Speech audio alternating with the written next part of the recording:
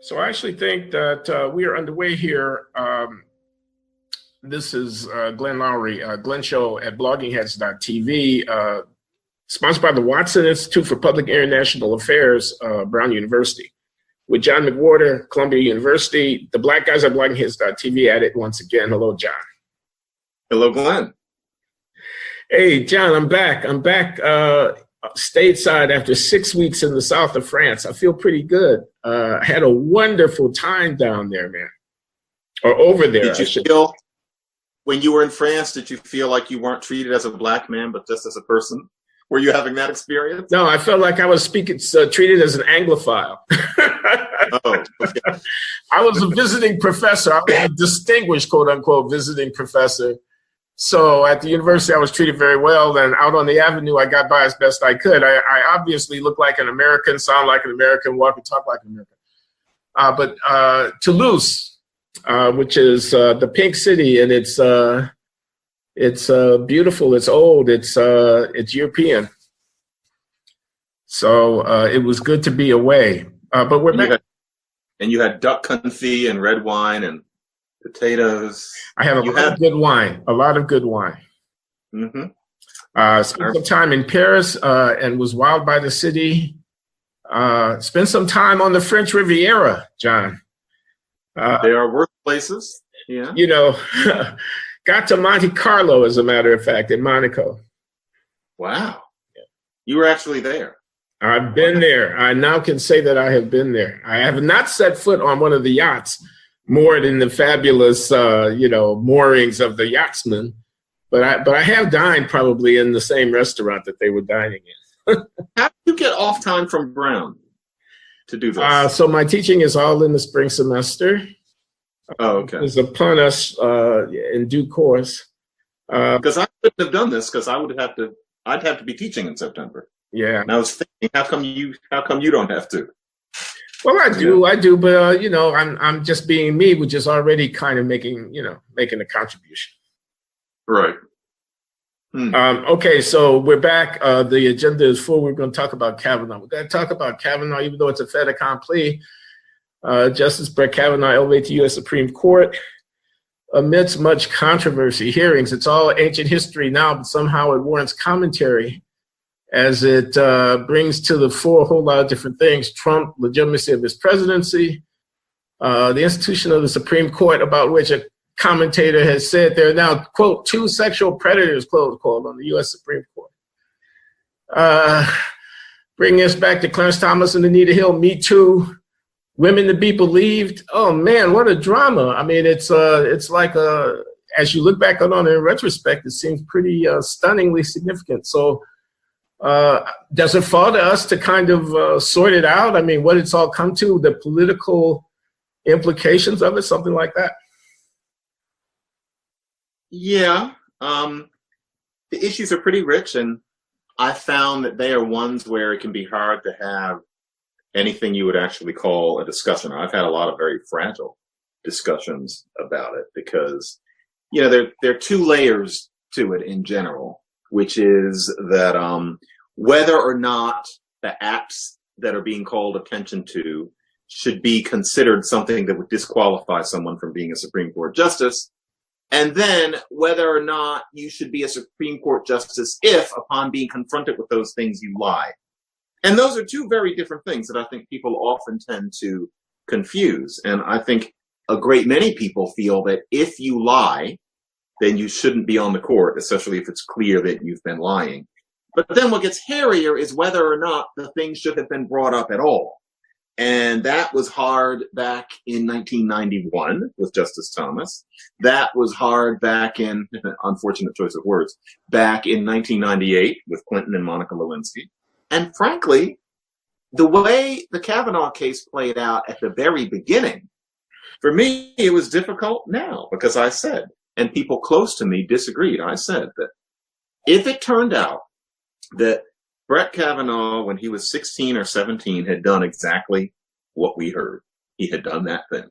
And then he had gone on, to lead, a life where there was no report of anything like that, but that he had too much to drink and had terrified a young woman drunk out of his mind once that night. And if he had been confronted with it now and said, wow, I barely remember this, or even I don't remember it, but that's absolutely horrifying. I can guarantee you I have no recollection of ever doing anything like that. And no one came forward. Do I think that he should have been disqualified from the Supreme Court because of something that he did drunk when he was 17 one night? And I say no. Okay, John, okay. But wait, Glenn, I'm almost done. Well, many people I know say that even then, he did that when he was 17. Yeah. Disqualifying. I don't agree with that. Anyway, what are you laughing at?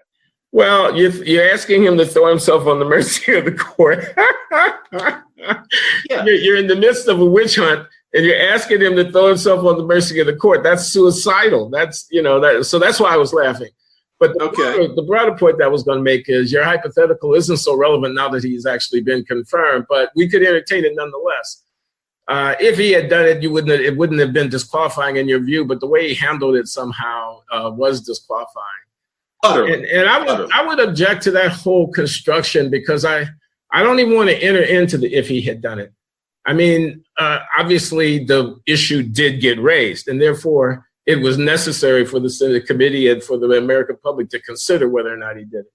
But this is something we never should have known about in the first place. And in my mind, it's a very dangerous precedent. It's extremely dangerous. We never should have known about this in the first place. The allegations had no support. I'm sorry to be the messenger. That does not mean that I think the woman was lying. If you equate the first statement with the second, you're a part of the witch hunt. So the allegations had no support. Now, given that the question got posed, of course, one had to decide, quote, do you believe her, quote unquote. It's a very unfair question. You don't take stuff like that 36 years ago, don't know when, don't know where, don't know how. You don't take stuff like that and make it into a make or break thing about getting onto the Supreme Court. These are precious institutions that you're playing around with here.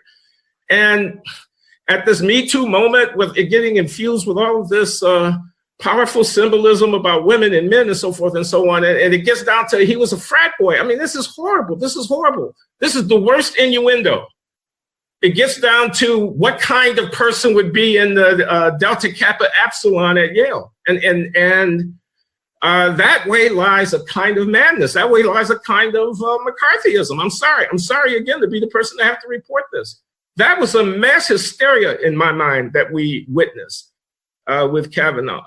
It terrified me. I think there are two things. I disagree with your issue of the proper standard, in that this was the first time something like this has happened where the people in question are my age. I'm not looking at elders and wondering how it would have felt been them in a different time, nor am I looking at them as kids today.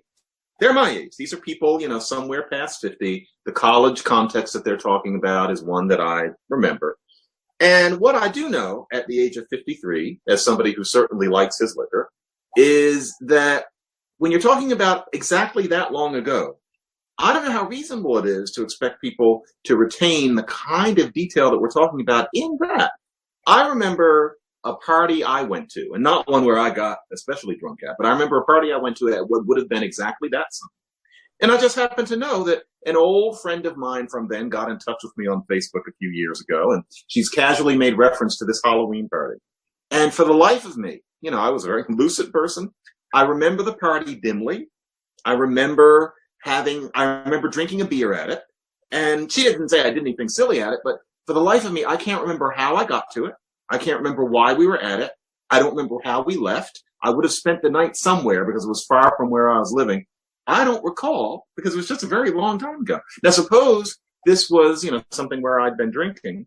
And I think that, therefore, to say that the only way this would have held any kind of legitimate water is if she could tell you exactly what the address was and exactly how she got home. It's been a while. And more to the point, second quick point, is that it also colors this, that it ended up not being that one thing, that I think it's painfully clear unless, these people are being paid by somebody from the planet Jupiter. It's painfully clear that Brett Kavanaugh, when he was a lad and not just when he was 16, but probably for a few years after that, and probably a few more, was a messy drunk whose favorite thing, these things are random, but he happened to be the kind of guy who, probably because of a kind of repression, and what I mean by that is that I'm going to get in trouble for saying this, but I saw a lot of this kind of behavior among a certain kind of Catholic boy in the late 70s and 80s. But still, I said it and I mean it, and I know a lot of people know exactly what I mean. But can you look at the stereotyping that you're engaged in? I'm sorry to interrupt. I mean, I just want to call that to your attention. Look at the stereotyping that you're engaged in. Let's leave out the Catholic boy part. Let's pretend that I don't know what faith he is. He's the kind of drunk who, at that age, does dopey things with women. That's the way he was. Now, that doesn't mean he's that way now. But the thing is, it wasn't that one thing. He did this sort of thing a lot. And so that ended up coloring it even more, that he's not only lying about that one night, but he's lying that I'm sorry, man. I don't know if what you're saying about him is in every respect true. I expect that it's probably in some respect true. I would never have put it so pejoratively, a messy drunk and all of that. But what I'm objecting to, so here you have a man who's in his 50s, okay? He's actually lived a life, all right? And you're talking about the United States Supreme Court. He's duly nominated by the President of the United States. Nobody is talking about his actual qualification for the position, okay? He's been a federal judge at the appellate level for 12 years, okay? There are hundreds of cases, right? This is one of the things that made Susan Collins' speech so powerful. And people sneer at this woman who made this have you no shame speech, which was a very important statement. I mean, again, I'm sorry to have to be the one to report it to a blinkered audience potentially that don't understand what's going on in America. Susan Collins' speech was a very important speech. She said, stop. All right. She said, stop. And she actually engaged the jurisprudential substance of the nomination. So here you have a man. What about his life? What do we know about his life? I'm talking about his life. All right. He's a Boy Scout. Some people don't like it because he's Catholic, because he came from a certain social location. Well, F-U-C-K them. I mean, they don't get to decide about what is legitimate in America based upon. I mean, this is the worst kind of bigotry. That's what it is, actually. It's a certain kind of snobbery. It is breathtaking. Okay, there has been the man is fit to be on the U.S. Supreme Court. The idea that you put an asterisk next to his name. I mean, I'm actually going to take this position. You people stop messing around with my institutions. This is the United States Supreme Court. The man is fit to be there. Okay, you're going to entertain the idea of not taking seriously the renderings of the court because you say that there are two Republican sexual predators on it. You are a fool. Messing with my institutions. It makes no sense whatsoever. It's hysteria. All right. There's nothing wrong with Brett Kavanaugh being on the United States Supreme Court. I'll say it for a third time. If people are going to get serious, this stuff is out of control. It's out of hand. Okay. Clarence Thomas, you want to bring up Clarence Thomas again and Anita Hill. Anita Hill, let's tell the truth, has made a career out of being Anita Hill. Clarence Thomas has served this country for a quarter century as a highest judge in the country. You're going to put an asterisk next to that? Because of something Anita Hill said in 1991? It's ridiculous. Glenn. Yeah, I'm serious. Stop messing with my institutions. Glenn.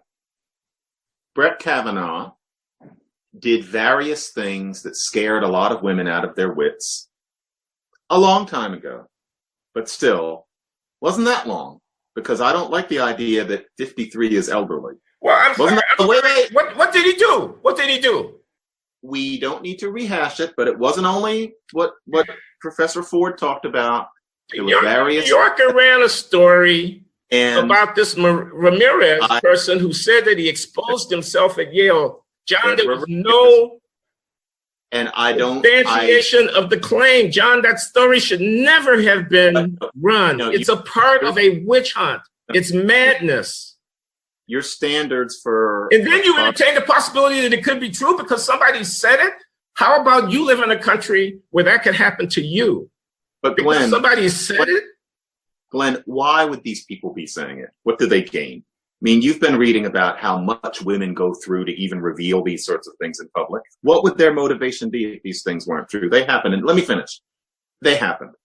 And Brett Kavanaugh's response was not to just eat it, in which case I think in this climate, it may have worked if he gave a sincere apology. But more to the point, he's lied about things having to do with his serving under Bush as well. Really sleazy. Okay. And on top of that, during his performance, when he was urged to go emotional, he revealed himself as, unlike the other people on the court, including, from what I know, Justice Thomas, he has a Fox Newsy, Roger Ailes-esque sneering contempt for a certain element of people on the left. That man, now we wouldn't have known that before, but since we've seen it in living color, that man, because one, he lied about these things, two, showed himself to be an intemperate partisan. I think we could do better in terms of somebody who's on the court. Now, you and I, it's a straw man. You and I both agree he has the smarts, he's got the jurisprudence. Sure. But he's on there having transparently lied about something that, yes, is very important in our moment, not to mention his service under Republican administrations. And I think that, and I'm not even bringing up his little feint about abortion. That was all within the rules. Well, but transparent. He's a liar. Feint about abortion. He's a liar. Not the abortion is just, that's politics. But about what he used to do with women and the way he used to drink, pretending that it was all lies. Pretending also he'd already lied about what he used to do with women and the way he used to drink. I object. My God. We know nothing. We know very little. It's 35 years ago, for crying out loud. How is that not wallowing in something? I mean, it's completely irrelevant. I want to know what the relevance of it is. How he used to drink? He lied is the relevance of it. No, it's not. That's a slander. Can you prove that he lied? What did he lie about? I actually want to know. It's perfectly clear that in a time, I still have some clothes from that era. It wasn't that long ago. That in what years would it be? In the late 70s and early 80s, he was a messy drunk, which is fine in itself. I've been accused of it sometimes. Messy drunk. He's the kind of messy drunk who scares women out of their wits. And at the time, I'm sure didn't quite know how he was making feel, pulling down his pants and stuff like that. Then in a different time, it comes up, the sorts of stuff that he did. And the point being, and remember, I opened this up by saying, if he messed up when he was 17, no, it would be ridiculous to say you can't be a Supreme Court justice because of jumping on a woman and scaring her. And there's some people who are going to hang us high for even saying that. But for him to be confronted with that, and not just once, but it was serial behavior. And his response is to basically spit in America's face instead of just saying, yeah, I wasn't aware of what I created. I sincerely apologize. I hope you can see that now I'm a different man. That would have been what people do. That would have been stepping, this is like Trump, stepping outside. I mean, listen to your argument. Your argument is, first of all, you say something that you don't know is true, which is that he's this type of person. And then you say, if only he had confessed to it, you could take him seriously. We do know it's true. We do know it's true. He did it. You know it. Come on. He did what? He exposed himself. He did what? He tried. He either mimed raping. Maybe he thought it was funny, or he was going to rape this poor woman and just didn't because of somebody jumping onto the bed. I don't know. How do you know that? I mean, for crying out loud, how do you know that? Because she said so? Why would she say that? I'm sorry, but I'm aware of no evidence other than her word that he did this. I'm aware of no evidence other than her word that he did this. I'll say it a third time. All we have is her word. But why did she say it? I refuse to entertain that question. I'm not responsible for defending the position that you don't convict somebody without evidence. I don't have to give an explanation of why she said it. Do you think that Cosby should not be in jail then? Do you think those women are just making it up or trying to be famous? Who? Coffee? Cosby. Oh, Bill. How do we get to that? What do those women That was a court of law. But I'm sorry, John. I see no connection whatsoever. That was a court of law. Of course, I accept the judgment of the court in the case of William Cosby. Of course I do. What did Christine Blasey Ford get out of making this accusation? I don't have to answer that question. I object. No, I'm serious. I don't have to give an account of why an allegation that has no substantiation has been made in order to discontinue diminishing a person on the basis of that allegation. I don't have to tell you why she did what she might have done. Okay, so you don't have to know. Okay, what about the fact that her husband will tell you in a court of law that she talked about this long before anybody was talking about Brett Kavanaugh? Okay, is that not so? I'll make a sheet of paper here, and on the positive side, I'll write that one down. Her husband says she spoke of this earlier. About him? Specifically there are psychiatrist notes that apparently have not been made available. Once I get on the slippery slope with you of hypothetically imagining about something, I don't know, we get off into, a cul-de-sac, because the relevant point, at least in my opinion, the relevant point here is, do you defame somebody based upon an unsubstantiated allegation? And my answer to that question is no, you don't. And when I see people in a hurry to do so, and embracing, as I say, the crudest stereotypes and negating what you actually know about the man's life, okay? Not some speculation about the emanations implicit in some markings in a yearbook of a high school class. Rather, the evidence on hand about how he's actually lived his life. Now, to say that that doesn't matter because an allegation has been made, this is the United States Supreme Court that you're talking about. I really think you guys, with respect, need to grow up. So, Glenn, I'm sorry, this is like in the Malcolm X movie with Denzel Washington's playing Malcolm X. You've been hoodwinked. So how about this, Glenn? Suppose there were, well, no. Let's say that you and I both admit that it's clear that these things happened, that we don't have a time machine. Let's admit the evidence is real. Do you think that it matters that he lied? Because, this is why I'm asking you this. You and I differ about Al Sharpton in that for a very long time, I used to say, because Al Sharpton has refused to recant his accusations against those police officers and just say outright that Tawana Brawley hoaxed him. He's never said it, and he's not going to, and he has these kind of half-ass reasons for not doing it. For a long time, that kept me from ever being able to take him seriously in any way at all. Now, it's been so long, and he has been so important in doing things that I don't think anybody could say were wrong. Standing by people's families when their sons have been killed by police, whatever we think about the specific issue. It would be hard to say that anything Al Sharpton has done over about the past 15 years is anything like the stuff he used to do. And I've been inclined to say, well, time is passing, and I'm beginning to be able to forgive him for that nonsense from back in the 80s, just because time is passing. How do you measure the man? Whereas you have no tolerance for him at all. I said in one of these that I had met him backstage and that he's actually a nice person, and you made it sound like I was talking about chatting with Goebbels. So how come you give him a pass? John, I plead guilty to the charge of not thinking very much of Al Sharpton. I would accept that the medallion-wearing leisure suit, overweight with the hair, former preacher who was becoming a politician character that has all these antics associated with Crown Heights and associated with stuff that went down in Harlem and whatnot, and demagoguery associated, and Tawana Brawley, Jesus, associated with him. I will admit that he shouldn't be taken entirely by that.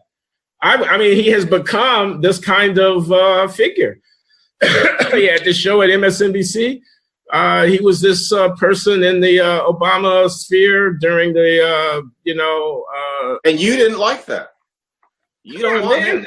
No, I didn't like it at all. I thought it was one indication of the inadequacy, to put it mildly, of the Obama negotiation or handling of the race portfolio. I thought, but you never let the president fumble the handling of the race portfolio. He's president of the United States. It's the most important office at the most propitious moment. It's filled with all of this symbolism. And what it has redounded to in terms of race relations in terms of the political dynamic of race, well, all of the hope and change, all of the hope that went into the ascendancy of Barack Obama in 2008 around the race issue came to bitter fruit, okay? I don't think there's any measure by which you can say that it's gotten better. It's gotten worse, okay? So Obama fumbled. He was responsible for this. I'm not saying it was an easy job. He fumbled the race portfolio. Now, in my estimation, Al Sharpton is part of the evidence on behalf of that position, okay? Because whatever weight I'm going to give to his antics from 25 years ago, he's a particular kind of figure. And he's not necessarily attractive, and he's not necessarily representative of Black people. I said it. If you were to use the word charlatan, ambulance chaser, fraud, okay, in reference to Al Sharpton, they wouldn't be inappropriate. They well might fit him. And demagogue, to be sure, okay, trumpeting a particular kind of line. So, I mean, this actually ties into the other thing that I hope we would talk about, and that was Kanye West in the White House with President Trump. And I don't want to take up all the time talking, John, but what am I trying to say? I mean, Al Sharpton, man, come on. As leader of Black people in this country, all I know, no, I'm sorry. In that case, see, that's what I mean. You just will not let him get beyond his past, which I found repulsive. I used to write about it. It's funny about. Well, he's full of bombast. I'm sorry, he's full of bombast. You're talking about somebody from a different time. About a month ago, I did something on MSNBC, and I guess he had just finished his show, and I brought my daughters. I always bring my daughters to the show, and he was walking down the hall, and for the first time, I saw him. And I thought to myself, I almost want to introduce my daughters to him. I thought for the first time I saw him, and I thought, okay, this is somebody who I'm not sure what effect he has anymore, but I thought this is somebody who I can actually think of as statesman. He'll never admit the business about Tawana Brawley, but that happened when I was under 20. Time passes. You won't give him that, Statesman. But no, here, when it comes I'm not going to give that. I can't believe when it comes to Kavanaugh. Okay. So how many troops, how many divisions has the Pope? How many troops has Al Sharpton got? How is he moving the needle? What does he represent? I'm serious. Serious. I don't know, but you won't give him a pass as time goes by. But you're saying that with Kavanaugh, well, that stuff he did way back then, just let it go and let's measure the man according to what he's done as a justice. Well, with Sharpton, for you, it's always 1978. How come Kavanaugh gets a pass? John, the quality of your argument, I'm sorry, I'm not impressed. You equate Kavanaugh and Al Sharpton. You say of my judgments of the two, in one case I forgive, the other case I don't, something that happened long ago. That is what I'm saying. I don't even know where to begin. First of all, I think the comparison is inappropriate. I don't, Kavanaugh and Sharpton, I mean, secondly, the whole,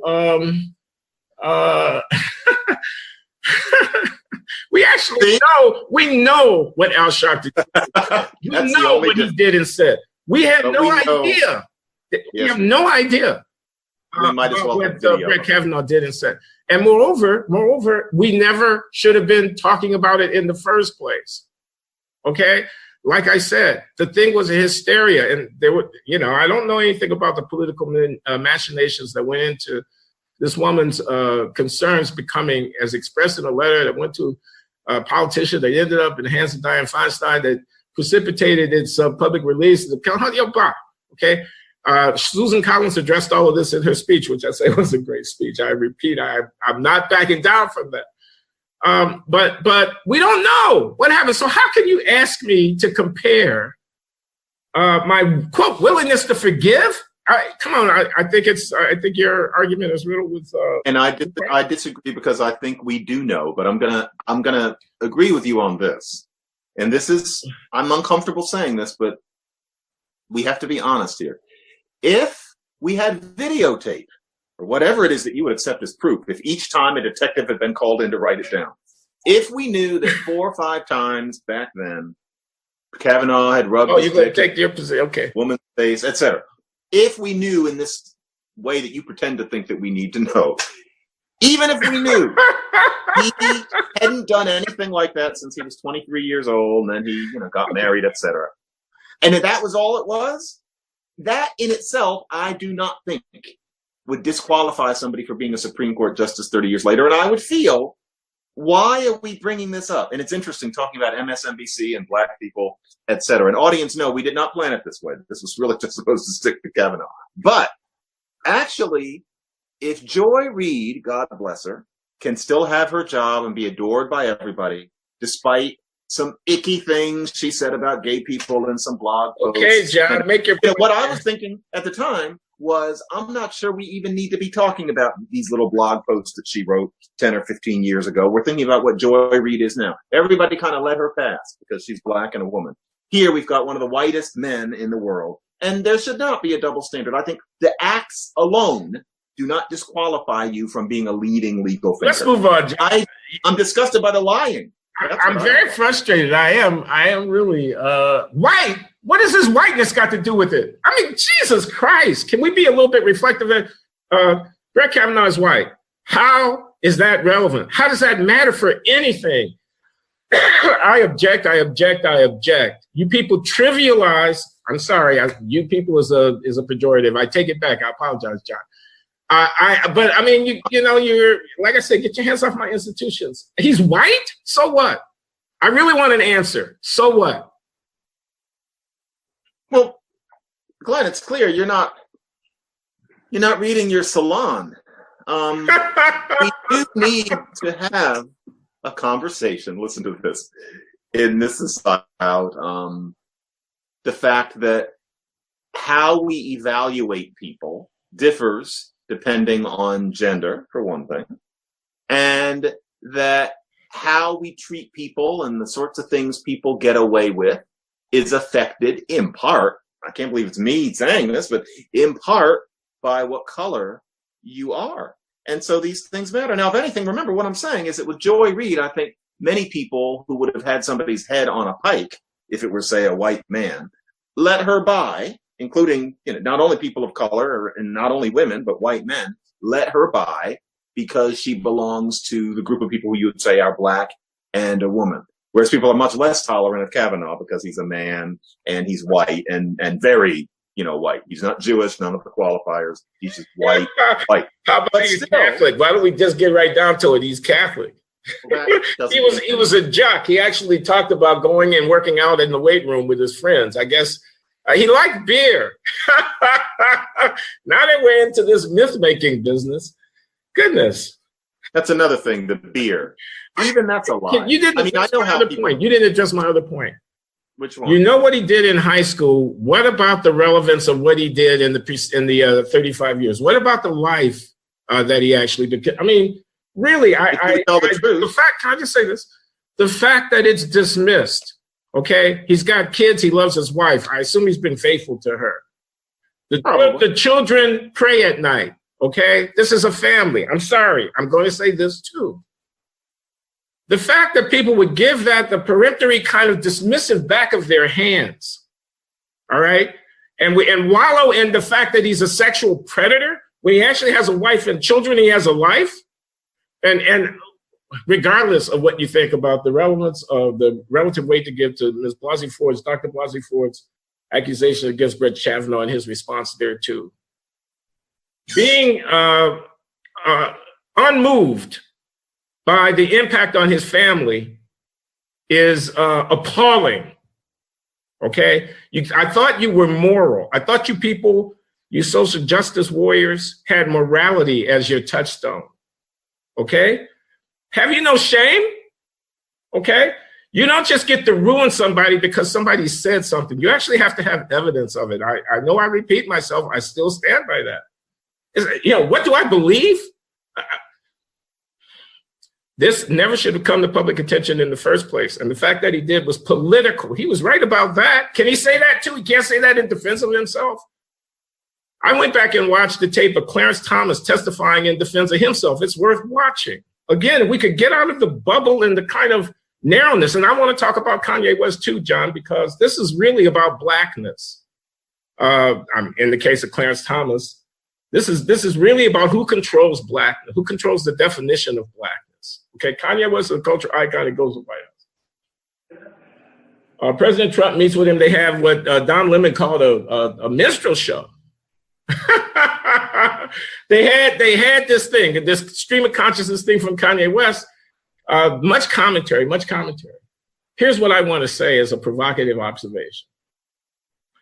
The issue is not that Kanye West thinks that Trump is great. The real issue is that Kanye West thinks that America is great. Let me explain, and I'll be brief. The personality stuff is not the real story. The business of Kanye West, is he mentally ill? Trump, does he care about black people? I wish that he cared more. The issue is the symbolism of Kanye West, a successful cultural entrepreneur, and African-American icon, entertaining the possibility that there could be some way of thinking about being black politically that didn't fall within a certain template, well laid down, okay? I'm not just talking about elections and is Trump gonna get 30% of the black vote or something like that. I'm talking about the narrative. I'm talking about how you think about it. What are the interests of black people? In this moment of nationalism, I will not go on very long, John, but thank you for allowing me this much. In this moment of Make America Great Again, of the assertion of American interests, where do black people fit in, okay? Now, there's a certain presumption about that afoot in the land. It is that black people, not only do they vote Democratic, but their alienation from the Republic is a fundamental defining feature of the failures of conservatism and the failures of America, okay? Now, are black people in fact so alienated, all right, on the immigration debate? Okay, it's a serious question about what the interests of black people are relative to the interests of Latinos within the context of the Democratic Party coalition. With respect to teachers' unions, I could go on for a long time. There's violence in the cities. How you think about it, what's the narrative, anti-cop, blah, blah, Black Lives Matter. The stakes are actually huge, okay? So Kanye West is a camel's nose under the tent, not about whether he likes Trump or Trump likes him, but about whether black people should like America. You know, well, whether we should be content, whether we should be content to be a part of the resistance. I'm sorry, let me draw the question. Thank you for giving me as much time. Let me draw the question as sharply as I can. For African Americans, what are our interests over the short, intermediate, and longer term, okay, in terms of the structures of American government and power, all right? Now, we fit within a certain liberal constituency, and it cuts across the board. The abortion rate is twice as high amongst blacks as it is amongst whites in the country. I didn't say anything other than state of fact. Is it possible that African Americans, in reflection upon that issue, it's a very religious community by tradition. Secularism does not speak for African America. Okay, so where do we fit within patriotism? The athletes take a knee. That's a certain attitude. You think of John Carlos and people in Mexico City in 1968. What about that iconography and that narrative? That's not natural to me, that there's some continuum of black people's being in America between 1968 and 2018 that leads to a raised fist in the air as the most authentic expression of my blackness. Why should I stand in alienation from my country when it's a great and a rich country and I have a birthright here? Why would I devalue that by taking a petulant contra in resistance ad nauseum and ad infinitum toward my relationship to my country? These are questions that I want to pose. These are the questions in my mind that are raised by Kanye West going into the Oval Office. Don Lemon talked about it's a coon show. He's missing the boat, in my opinion. I mean, you know, people say they're done with Kanye West because he's kind of betrayed. I mean, that's so superficial, in my opinion. Well, the reason a certain kind of person likes to stand against their country in that way is because we humans really do seek the warmth of group membership. And it can be hard to feel that group membership in America because we have such a diffuse and abstract mission as Americans, the idea being that you can come and succeed. To be American is to be somebody where it can be kind of obscure to think exactly what that is culturally. As we often say, you don't know you're American or what it is to be American until you go abroad. That's not something anybody would say who was born in Germany or who was born in Russia or who was born in Japan. It's hard to feel that American really embraces you, even if you're white. And so one way to feel a sense of group membership, if you're a black person, and if you can't already feel it just in being a black person with all of the distinctions that involves from the mainstream, but that can be hard because we're trained to think of what makes black people distinct as stereotypes. So try to talk about the food, you're stereotyping. Try to talk about dancing, you're stereotyping. So one way to feel like you're part of something is that kind of alienation. You've always got the reassurance within the group that you're okay despite the fact that the white man out there doesn't like you. That feels good to people. So I think that's part of it. But Glenn, I want to backtrack a little bit. I know we need to leave the Kavanaugh thing, but I do have to say this. Talk about his family. The reason that I would not want to meet this man in the aftermath of all this is that taking it as a proposition that he did do these things, and I don't know what you really believe, but I know that he did those things. The fact that he has sat with his wife and his children and let them think that all of this has just been lies, that he's just had a conversation with his wife where he actually told her that all this wasn't real, and especially his kids, makes me utterly contemptuous of him as a family man. My daughter is 6.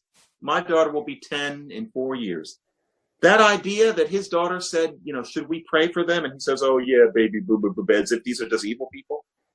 If my daughter now were in a situation where I was raked over the coals like this and it were revealed, I'm pretty sure I never did anything like that. But if something horrible I did in the past was revealed, not only would I admit it, but I sure as hell would not look into my little girls' faces and lie to them and tell them I didn't do it. I would say that as you get older, sometimes you slip, just like you two do, and I did back then, and I'm sorry about it. I would think my 6-year-old would understand, and by the time she was 10, it would be the most arrant disrespect of my progeny to sit there and lie to her and make it seem like they're these evil people out there. That's misleading her into the same kind of barbaric thinking that has so many people listening to Fox News. Anyway, okay, so I just observe, you made your point at length. I just want to observe this briefly. The structure of your point is about something that he may or may not have done.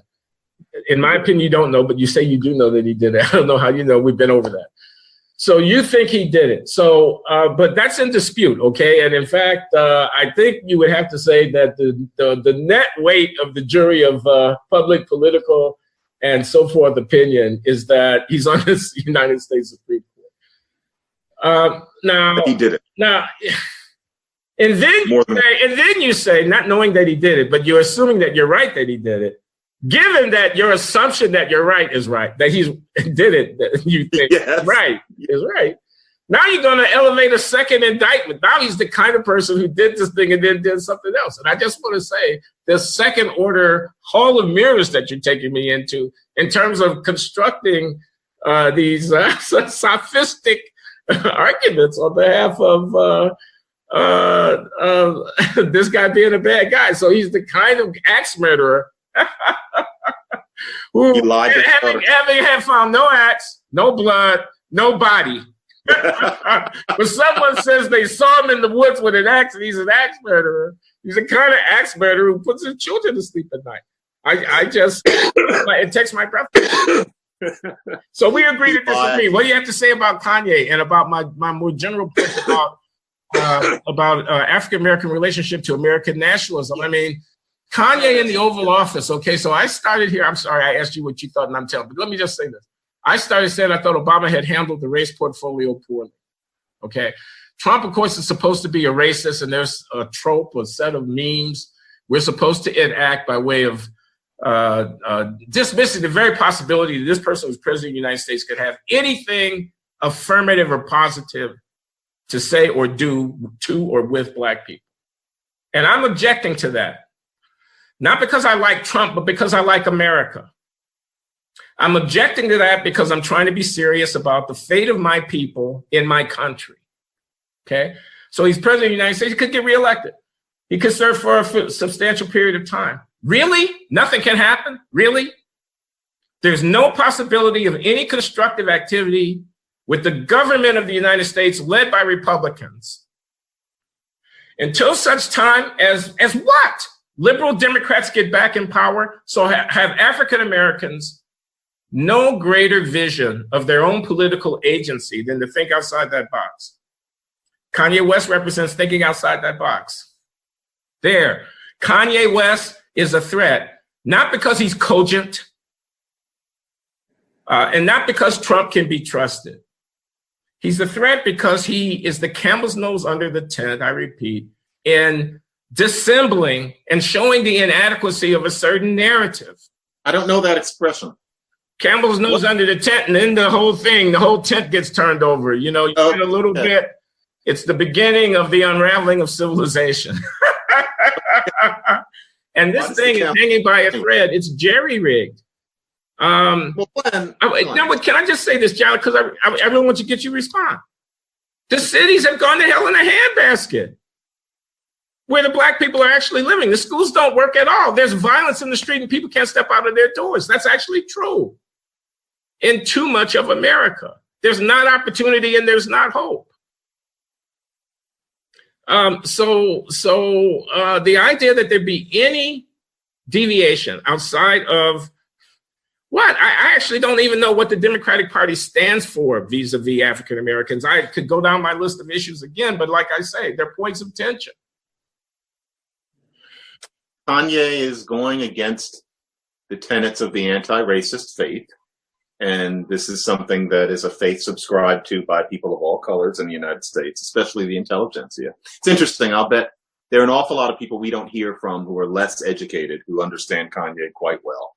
That's actually shown in terms of data, black people who support Trump, depending on what you call support. But in this case, the sorts of people we hear from are treating Kanye in a very predictable way. He's a heretic.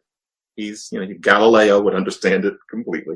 He's being treated as somebody who isn't going with the tenets of the religion, which says that the way you show that you're a good person if you're white is to be an anti-racist. And the way you show that you're a good person if you're black is by being the deacon for all those anti-racists and giving them a certain measure of absolution and testifying to how racism affects you. That's the religion.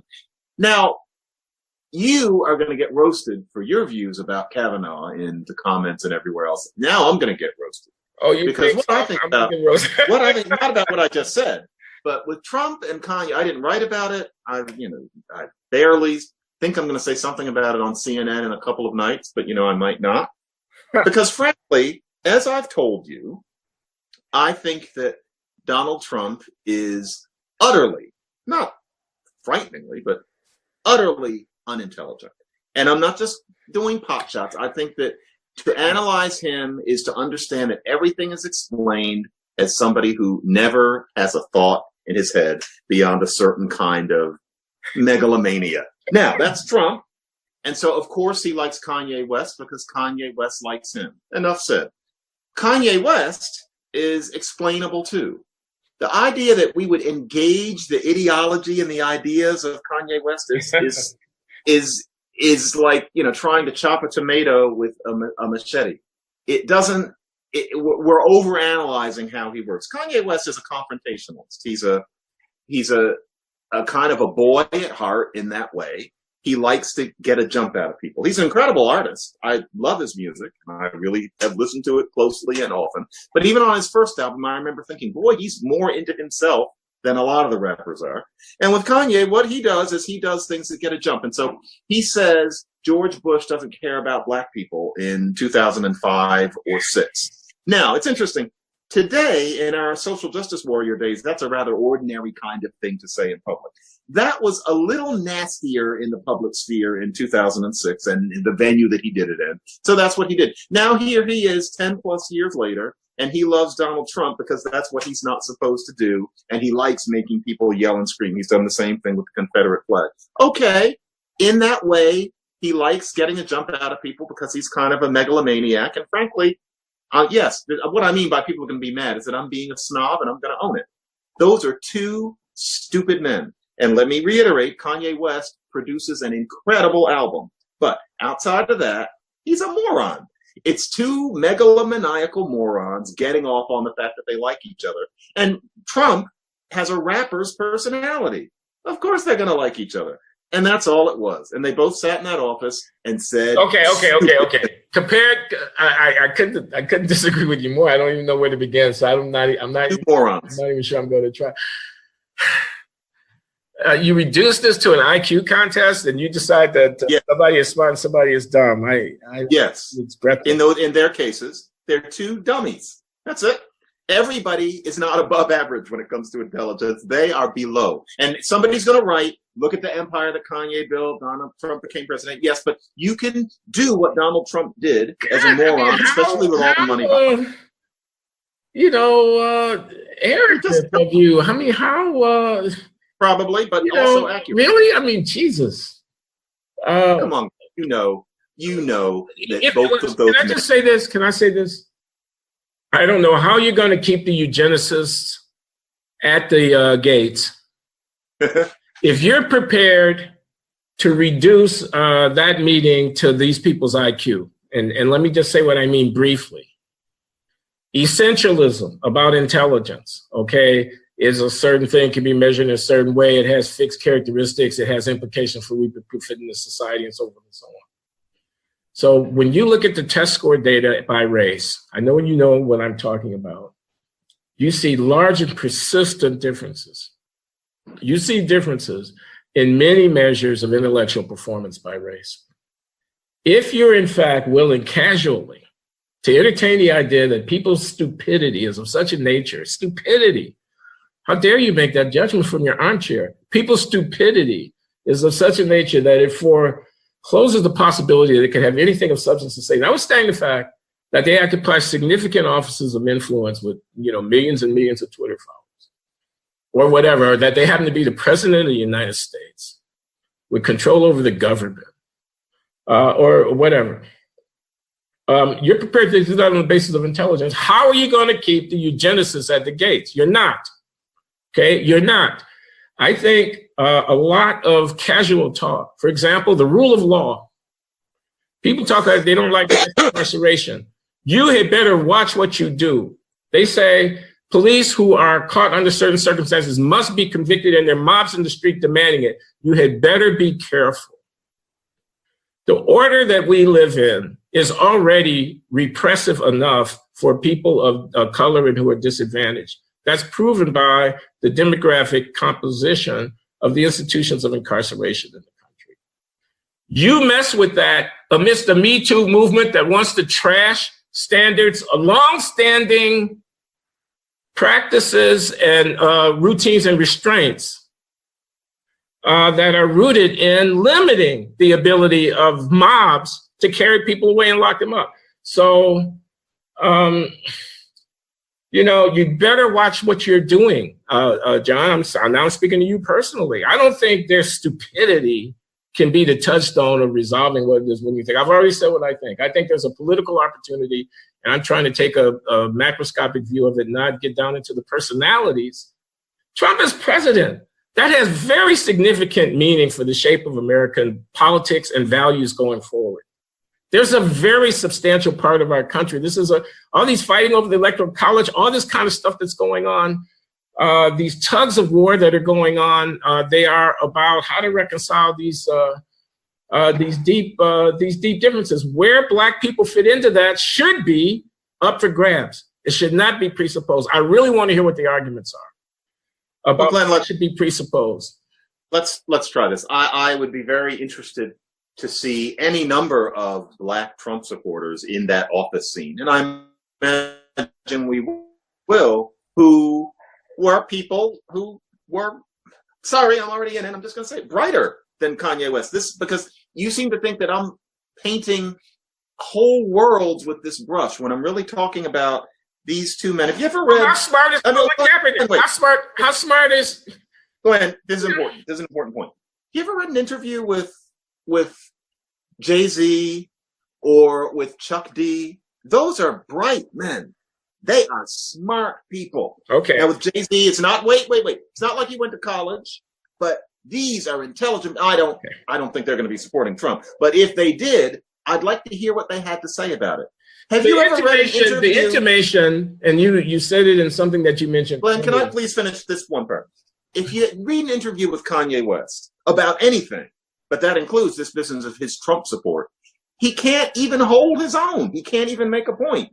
And it's because what I'm saying is he's a great artist, but all artists are not the sharpest knives in the drawer beyond that. Let me stipulate for the sake of argument that he's not very bright, although I object, and it leaves a bad taste in my mouth. But let me stipulate for the sake of argument, that doesn't address at all what I said. What I said was that it was about the symbolism, and it was about the unraveling of a certain set of narratives that had certain presumptions about the relationship of African Americans to American political structures and interests. And this idea about Trump.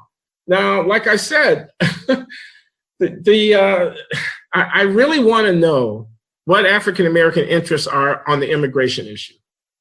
I want it to be spelled out why we're supposed to be against pressure on teachers' unions to deliver better services through the public schools.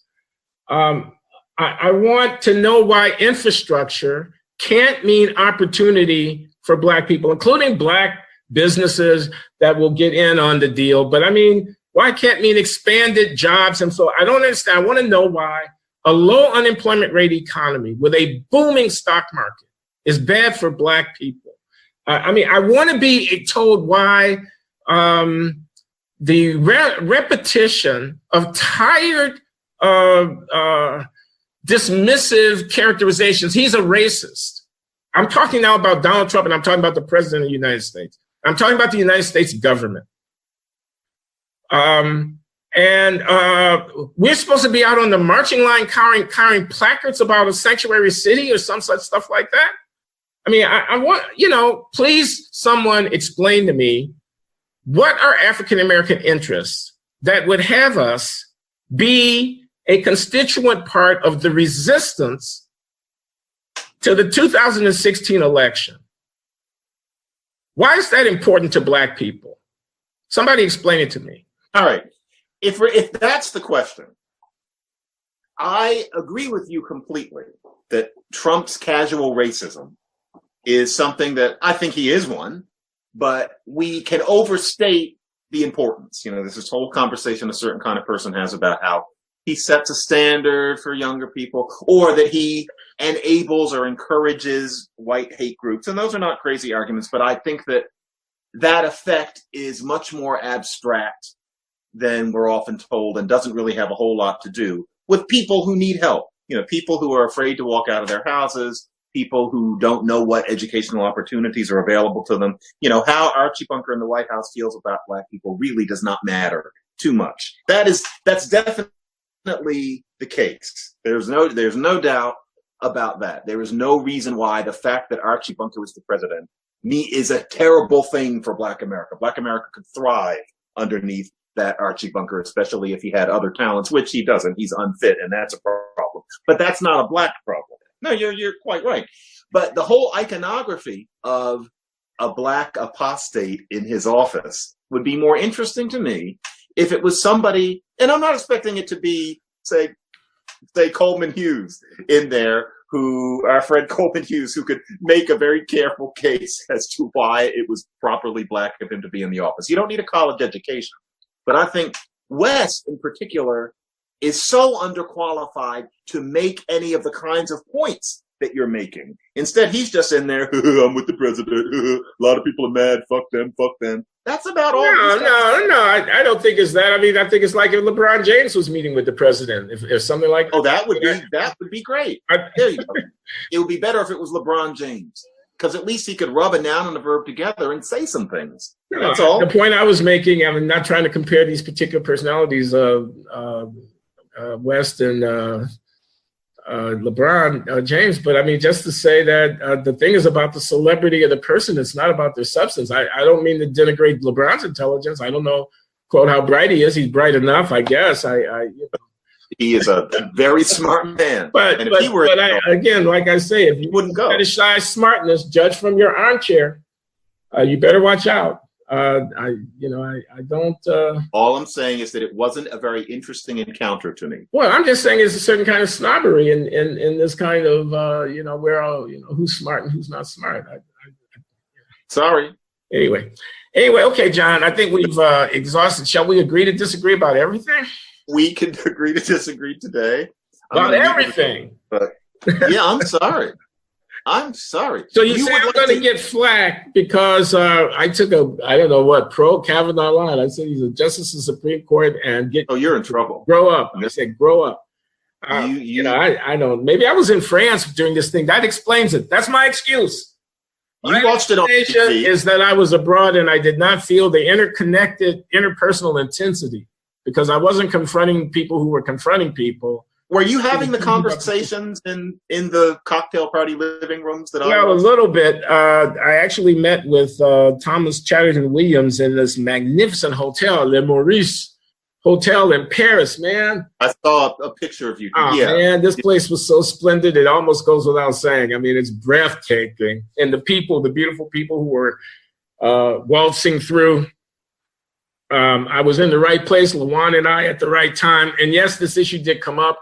My wife and I, my dear wife, LaJuan Sadler, Loury. She's still Loury, even though we did press it to the limits during the intense discussions. It must not, how did Lincoln say, we must not be enemies. We're friends. We must not be enemies. We must not have a war of the sexes. The battle of the sexes we can deal with, but a war we just can't have. We must not be enemies. We're friends. Ultimately, yes. He lied. That's the crucial question. John, I'm not going to even, okay. We disagree. As I stipulated, we disagree. I don't think you know that. And I don't think I should be even entertaining the question. That was a travesty. The thing that happened. By the way, we got to close the conversation before we get. I should make my prediction. My prediction is that it's going to hurt the Democrats in the midterm elections. It's going to hurt them. They lost. I think Me Too lost. I think the press lost. Now we have this idea that the Supreme Court is illegitimate. I think it's a ridiculous position, but it's also foolish politically. That you're going to come out and you're going to try to trash these institutions. Matthew Dowd said this, maybe it was on ABC, whatever network he's affiliated with. Now we have 2 sexual predators on the U.S. Supreme Court. I know I mentioned that earlier. I think that's an extraordinary, foolish, reckless way of talking. Clarence Thomas, who has served the United States Supreme Court, yes, I say it again, for a quarter century. How dare you even begin to mutter that he's not a legitimate justice on the U.S. Supreme Court? That's so offensive to me. I'm not saying that because I'm a Republican or because I like Clarence Thomas. And it almost feels racist. We're the racism police. I'm sorry, Glenn. If I could run against Susan Collins myself, I'd do it. Deep besmirched feminist history. I think that's I don't even believe you. Recoil. You have to persuade me. I don't believe you. I think that's a pose. No. I was truly revolted by that contortion that she put herself through in allegiance to such a polluted party as hers has become. She really did besmirch the history of womankind on this planet. She should be ashamed of herself. John! I would run against her if I could. Literally. Wow. It was revolting. I guess, Glenn, I've got to make that. You push back. You couldn't just leave me having said what I said, given that you feel the way you feel without having the world know that you feel that way. So I grant you that. Although I'm sorry. I wasn't in any frame. I was right here. It was terrible. No, I thought when I read it, I didn't hear it. I read it. It was a long speech. I said, this is exactly what needed to be said and said in exactly the right way. Oh, no. And like I said, she called people out. Well, there's no rebuttal. I've read these pieces that try to trash her about that speech and all this ridiculous stuff about her being a traitor for women. You'd run against her. You can send money. You can't run against her, but you can send money to her campaign opponent. We'll see what happens. Okay, if you want to get down to that, then we'll just take it to the streets. We'll see what happens. My prediction is that the Democrats are going to do less well than a lot of people have forecast in virtue of this over-the-top excess. And like I said, I think Me Too has been hurt by it. Anita Hill? Jesus Christ.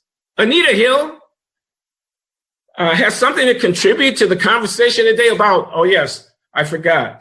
Women's stories need to be heard. I forgot exactly how important that cultural moment was in the warp and woof of American politics. I'll see you at the ballot box. That's my answer to you.